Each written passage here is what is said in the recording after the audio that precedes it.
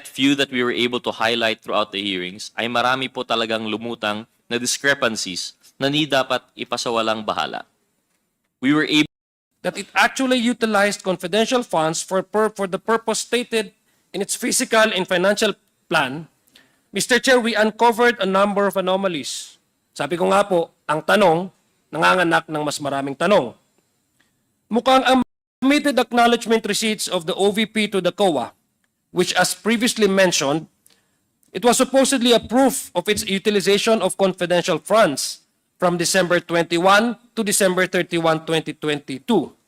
And yet, we found numerous receipts which were dated outside of the period. Ibig sabihin, may mga resibuta po tayo dyan na hindi po within the prescribed o tinalagang dates kung saan nagkaroon po ng utilization ng confidential funds.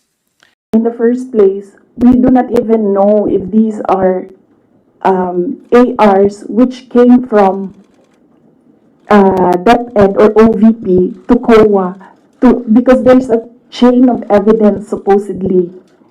In law, there's a chain of evidence, handling of evidence. So right now, nobody can really answer that because nobody knows if these ARs are true. Because we don't know if it came from us. There is a legal process in the custody of evidence. So right now, we really cannot say if the ARs came from us. Because the ARs that are with us has not been checked with the ARs that are with them. You're denying that the ARs... No, I'm just saying that we do not even know if the ARs with us are the ARs that are with them.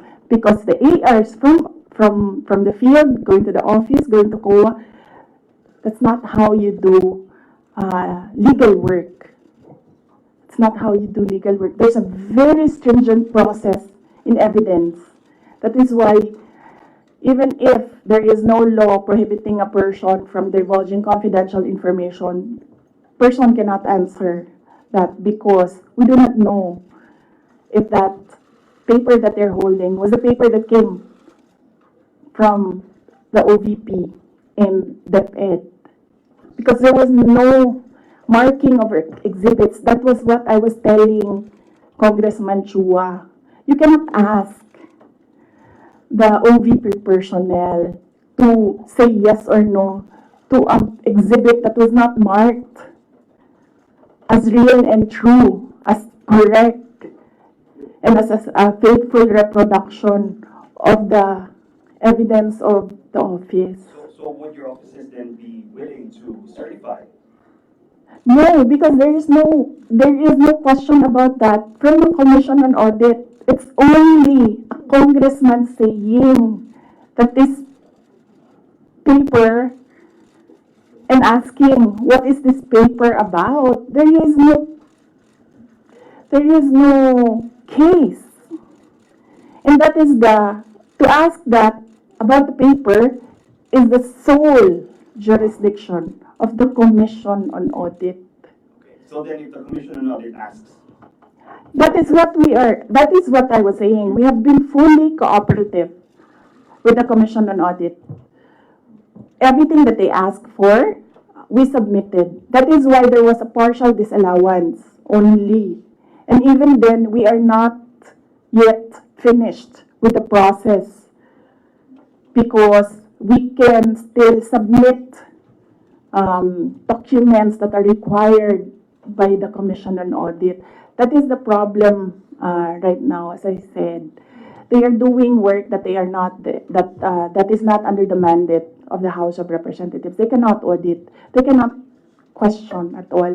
They cannot make me answer and say that we represent the taxpayers and you have to answer. No, I will only answer to the Commission on Audit because that is the body who can ask us questions about the fund use.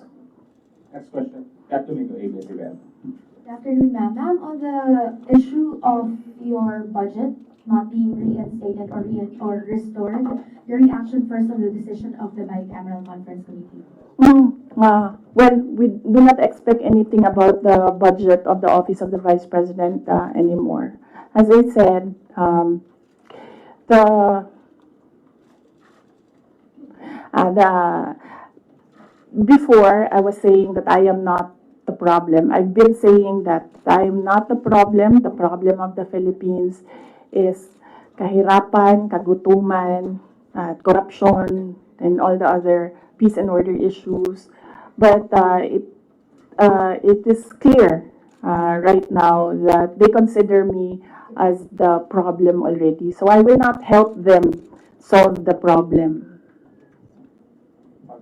Ma'am, a follow-up question. It's nearly January already. Your office will be filing a new budget request for 2026. How much do you intend to ask from Congress for 2026? We've not discussed that. We need to wait for the budget call because the budget call outlines the rules of your proposal for budget for your office. So we need to read the budget call before we can sit down and discuss a budget proposal for the office of the Vice President. Ma'am, but top of mind, are you still considering to hike the 733 million, or will you be happy operating at the same expenses in 2026? I cannot answer that because there are rules. They usually put conditions in the budget call, and we really need to read the budget call to draft a proposed budget. Explain confidential funds because it will entail explaining intelligence operations. And there is a law that prohibits officials who gathered information because of their office to divulge it in public. So it's the Anti-Graft and Corrupt Practices Act. There is a specific provision of law. You cannot divulge confidential information that you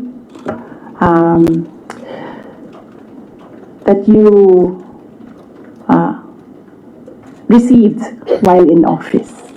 So you won't even say these are No, that the because code names. that will add to cases that may be filed against me.